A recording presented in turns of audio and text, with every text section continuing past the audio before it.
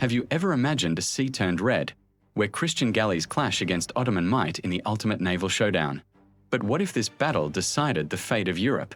In 1571, the Ottoman Empire's unstoppable fleet threatened to conquer the West. The stage was set off the coast of Greece, at Lepanto, the last great clash of all-powered warships. Ali Pasha commanded 250 galleys, outnumbering the Holy League's 200, but alliances can shatter empires. Why did Pope Pius V rally this desperate coalition? Driven by fear of Islamic conquest after Cyprus fell brutally. What secrets hid in those diplomatic shadows? On October 7th, dawn broke over the Gulf of Patras. Don John of Austria, the young commander, led the charge, half-brother to a king, hungry for glory. Could one man's audacity turn the tide? Galleys rammed each other like ancient beasts. Arrows darkened the sky, muskets thundered, and cannons roared. It was hand-to-hand carnage, decks slick with blood. What horrors awaited in the smoke-filled hell?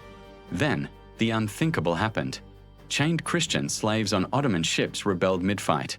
This internal chaos, combined with the Holy League's superior firepower, began to shred the Ottoman lines. Cannons blasted hulls apart, and flames engulfed sinking galleys. It was a brutal end to Ottoman dreams when Ali Pasha's head was hoisted on a pike for all to see. How did this underdog victory reshape history? Over 30,000 dead, mostly Ottoman, the last major galley battle ever.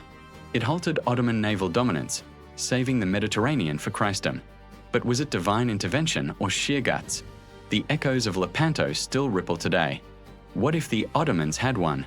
Let's dive deeper into the chaos. Imagine being Miguel de Cervantes, the future author of Don Quixote, fighting right there in the Malay. He was a regular soldier aboard the galley Marquesa, and even though he was sick with a fever, he demanded to be placed in the most dangerous position on the ship. He took 3 gunshot wounds, 2 to the chest and 1 that permanently maimed his left hand. You could say the Don Quixote author got a truly quixotic wound. This battle wasn't just for kings and admirals, it was fought by men like him. Now, let's talk tactics. The Holy League had a secret weapon, the galleass. These were 6 massive, hybrid ships, bigger than galleys, armed with heavy artillery on all sides. They were towed to the front of the Christian line and acted like floating fortresses. As the Ottoman fleet advanced, they had to sail right into the galleass's devastating cannon fire. This broke their formation before the main battle even began. It was a brilliant, risky maneuver by Don John. The heart of the battle became a series of smaller, ship-to-ship duels. Don John's flagship, the Real, directly engaged Ali Pasha's flagship, the Sultana. For 2 hours, these 2 giants were locked in a death struggle. Soldiers poured across the grappling planks, fighting with swords, axes, and daggers.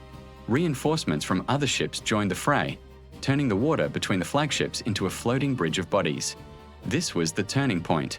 When the Sultana was finally captured, the morale of the Ottoman fleet collapsed. The aftermath was both glorious and grim. The Holy League freed over 12,000 Christian galley slaves, whose testimony spread across Europe like wildfire, fueling the narrative of a miraculous, divine victory. But the cost was staggering. The sea was choked with wreckage, bodies, and the spoils of war.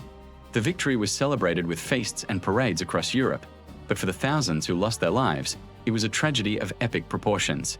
So, was Lepanto the definitive end of the Ottoman threat? Not exactly. The Ottomans rebuilt their fleet with astonishing speed.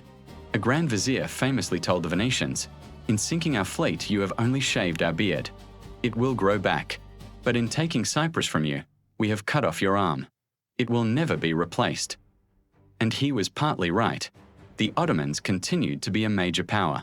However, Lepanto shattered the myth of Ottoman naval invincibility. It proved that a united Christian front could defeat them, shifting the psychological balance of power forever.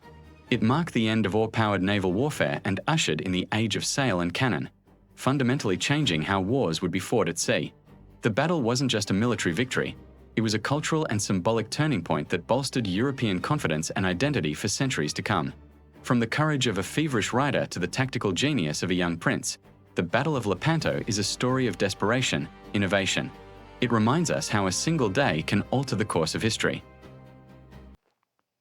Like the video and subscribe to the channel.